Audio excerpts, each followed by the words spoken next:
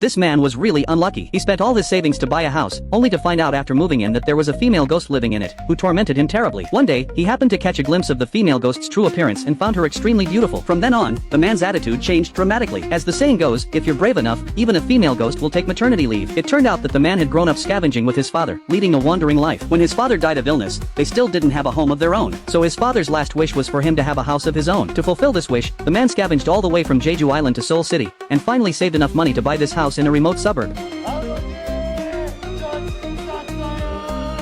Unexpectedly, the supermarket owner suddenly pulled him aside and said that the house was haunted. But the man wasn't afraid. He had slept in cemeteries and eaten meals in wild graveyards when he was a child. He even claimed that even if there were ghosts, they would be scared away by his strong physique. However, on the first night of moving in, he suffered a soul-crushing blow. The TV flickered, and a man crawled out of the screen. Fortunately, the man was quick-witted and turned off the TV. Just as he was about to run away, he tripped over the sofa and was pinned down. After a struggle to get free, he was startled by words that appeared on the wall. Then the furniture in the room started moving, scaring him so much that he rolled and crawled out of the house.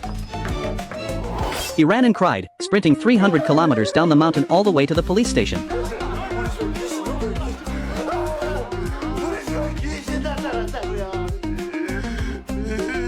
The police came and searched the house but found nothing, so they suspected the man was lying. The man hurriedly explained that there really was a ghost, and one had just tried to crawl out of the TV like this.